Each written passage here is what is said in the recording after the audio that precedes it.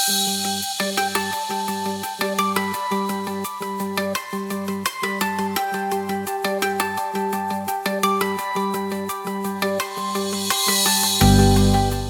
aí, galera? Hoje vamos dar continuidade às respostas das perguntas que foram enviadas pelos nossos padawans. Dessa vez aqui no Jedi Me Ajude, vamos ouvir a pergunta da Elis, de 7 anos, que mora em Poços de Caldas, Minas Gerais, e do Yuri, de 12 anos, que mora em Congonhal, Minas Gerais. Oi, eu sou a Elis, tenho 7 anos e moro em Poços de Caldas. E queria saber por que alguns planetas têm atmosfera e outros não. Então beleza, galera, vamos começar pela pergunta da Elis. Elis, sua pergunta é muito interessante. Sabemos que vários planetas possuem atmosfera e também sabemos que elas podem ser muito diferentes, dependendo do planeta.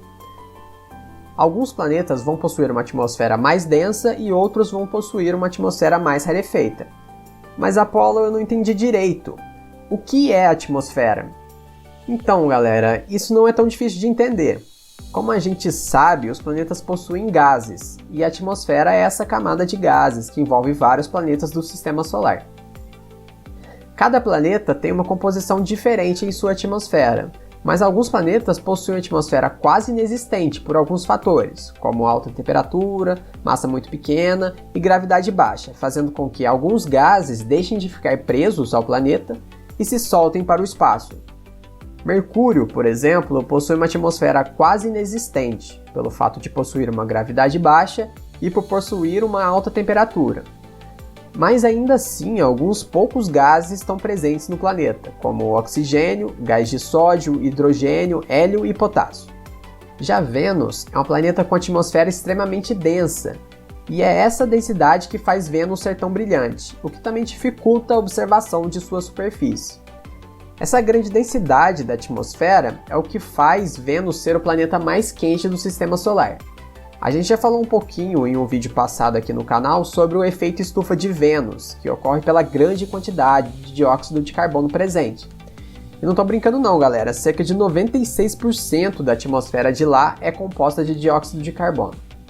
Já em Marte, a atmosfera tem sido alvo de grande interesse de pesquisa, isso desde que foi detectada a presença de metano em pequenas quantidades, que é um fator que poderia indicar a presença de vida em Marte. Além disso, alguns cientistas afirmam que cerca de 3,8 bilhões de anos atrás, a atmosfera em Marte um dia foi quente o suficiente para manter a água líquida, que também é outro fator crucial para a existência da vida. Mas justamente por uma grande mudança da atmosfera que a água deixou de ser líquida e passou a estar presente somente em forma sólida ou gasosa. Alguns cientistas até acreditam que Marte possa ter tido vida antes dessa mudança, mas isso é um mistério e ainda não temos evidências concretas sobre isso. Beleza, Apolo, então a atmosfera de Marte mudou demais. Mas por que ela mudou? Então, galera, ela mudou justamente por causa de um fenômeno chamado vento solar, que eu vou explicar para vocês. Ainda não é muito conhecido como os ventos solares se formam, mas o que sabemos é que são emissões de partículas liberadas pelo Sol, como elétrons e prótons. Essa emissão, que é liberada pelo Sol, acontece a todo momento, e é um dos fatores principais para a eliminação da atmosfera de um planeta. Ainda não entendeu como funciona? Então olha só para esse GIF o efeito dos ventos solares na atmosfera de Marte. Tá vendo que as partículas dos ventos solares estão desgastando essa atmosfera? Então, é isso que esse fenômeno faz. É como se o ar marciano ficasse vazando e se perdendo para o espaço sideral. Mas aí vocês devem estar se perguntando, por que o mesmo não acontece com o nosso planeta Terra? Aí que tá o pulo do gato. Esse fator acontece aqui na Terra sim, mas a gente perde bem pouquinho da nossa atmosfera, e é bem pouquinho mesmo. A gente perde bem pouco porque aqui na Terra, ao contrário de Marte, possui um campo magnético que funciona como um escudo protegendo a Terra dos ventos solares. Esse campo magnético é o que direciona as agulhas das nossas bússolas para o lado do Polo Norte, e ele é formado pelo movimento do ferro fundido no interior do nosso planeta. O que não acontece em Marte, que é um planeta que o núcleo já esfriou tem muito tempo e assim perdeu esse campo, né? Júpiter e Saturno são outros planetas que possuem uma densa atmosfera, composta principalmente de hidrogênio e hélio. A gente também já falou um pouco de Júpiter aqui no canal, mas resumindo, Júpiter é um planeta gasoso e possui uma atmosfera nada estável, o que provoca inúmeras tempestades. E uma delas, que todo mundo já deve ter visto em alguma foto, é aquela mancha vermelha, que é uma imensa tempestade que tem durado séculos. Mas enfim, o que eu queria dizer é que tem alguns planetas que têm pouca atmosfera e outros que têm muita, mas que nenhuma é igual, cada atmosfera tem a sua particularidade. Vamos agora para a pergunta do Yuri, que também é relacionada à atmosfera dos planetas. Olá, meu nome é Yuri Inácio, eu tenho 12 anos de idade e eu moro em Colonial, em Minas Gerais. Eu tenho duas perguntas. A minha primeira pergunta é: por que os planetas se movem? E a segunda é: por que só existe oxigênio na Terra? Então, Yuri, o Sistema Solar se formou há cerca de 4,5 bilhões de anos, e tudo se iniciou com uma imensa nuvem de gás e poeira, conhecida como nebulosa solar. Por algum motivo, essa nuvem começou a girar e então formou-se um disco de gás e poeira. Com o movimento do disco, acontece a concentração de gás e poeira no centro, onde será formado ali o Sol, com cerca de 98% de toda a massa do Sistema Solar. No disco começa então a se concentrar em alguns pontos o gás e a poeira, formando então os planetas, luas e asteroides e outros corpos do Sistema Solar. Essa concentração de gás e poeira limpa o disco da nebulosa e aparecem então os astros do Sistema Solar. Esses astros se movimentam mantendo o movimento do disco, pois no espaço não tem atrito, e assim só deixam de se movimentar se eles se chocarem com outros astros. No início do Sistema Solar, houve bastante choque entre os astros. Inclusive a Terra se chocou com um planeta chamado Theia, e deste impacto gerou destroços que deram origem à nossa Lua. Mas depois de um tempo, o movimento dos astros começou a entrar em sincronia e os choques foram se reduzindo. E como não há atrito no espaço, então os astros seguem se movimentando até hoje. Por isso, os planetas se movem e orbitam o Sol em planos muito próximos do que foi o disco de gás e poeira da formação do Sistema Solar. A segunda pergunta do Yuri diz: por que só existe oxigênio na Terra? Mas é aí que tá, galera, não existe oxigênio só na Terra. Como eu falei mais cedo, grande parte da atmosfera de Mercúrio é composta de oxigênio, apesar dessa atmosfera ser muito rarefeita. Em Marte também existe oxigênio, mas em quantidades bem baixas. Na Terra, cerca de 21% da atmosfera é composta de oxigênio e 78% de nitrogênio. Estudos indicam que se a concentração de oxigênio for abaixo de 16%, não há oxigênio suficiente para se respirar. E respirar uma atmosfera com pouco oxigênio pode ser tóxica para o ser humano. Mas vocês sabem por que a Terra tem oxigênio? Então, galera, para explicar isso, a gente precisa saber como a Terra era bem lá no início, quando o nosso planeta foi formado. Bem no início dos tempos do nosso planeta, há cerca de 4,6 bilhões de anos, nosso planeta era constantemente bombardeado por vários corpos celestes, asteroides e cometas, e apresentava vulcanismo intenso. E a teoria mais aceita é que a água que existe atualmente no nosso planeta chegou através desses corpos celestes. Mas o que isso tem a ver com o oxigênio, Apolo? Calma que eu vou chegar lá. Vocês lembram quando eu falei que para existir vida em um planeta precisa existir água?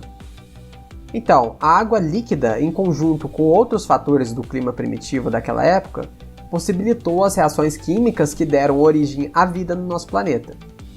Primeiro vieram seres heterotróficos primitivos, que são algumas bactérias que não precisam de oxigênio para sobreviver e que se alimentavam de matéria orgânica. Eram seres vivos fermentadores, no caso. E depois vieram as cianobactérias primitivas, que são algas bem pequenininhas que utilizam do gás carbônico para fazer a fotossíntese, ou seja, elas produzem o próprio alimento.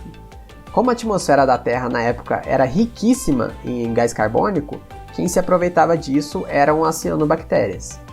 Mas Apolo, eu não sei direito como funciona o processo de fotossíntese.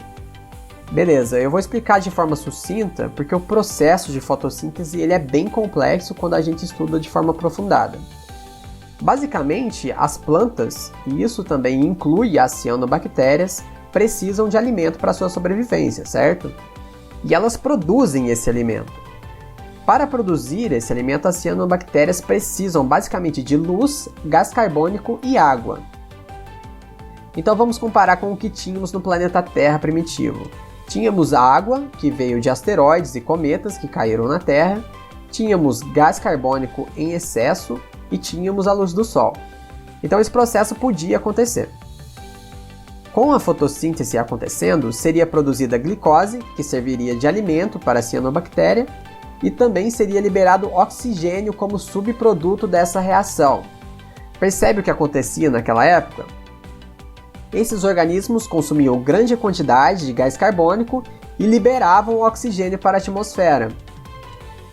E como a Terra tem um escudo dos ventos solares devido ao seu campo magnético, que foi explicado na pergunta da Elis, então o oxigênio não foi dissipado para o espaço. E isso foi o que fez com que grande quantidade de oxigênio se acumulasse na atmosfera do nosso planeta, e com isso possibilitou com que posteriormente surgisse os primeiros seres vivos eucariontes, multicelulares, que são formas de vida bem mais complexas. Mas aí a gente pode chegar em até uma outra pergunta. Se tem oxigênio em um planeta, nele tem vida? Então, galera, não necessariamente, até porque existem outros fatores que são importantes para a manutenção da vida, certo? Aí que está a grande beleza e também a grande fragilidade da vida. Tiveram que acontecer uma série de fatores, inclusive que não teria nem como citar todos eles aqui, porque são muitos, fatores para o surgimento da vida e a evolução dos seres vivos para chegar no que conhecemos hoje. Se nessa série de fatores um deles fosse diferente, talvez não haveria vida na Terra hoje, ou ela seria completamente diferente. Por isso, é tão importante preservarmos as formas de vida em nosso planeta e evitar ao máximo interferir no nosso ecossistema. Mas voltando ao assunto dos planetas, a presença de oxigênio e água líquida pode ser um sinal que o planeta pode ter vida, ou que já teve.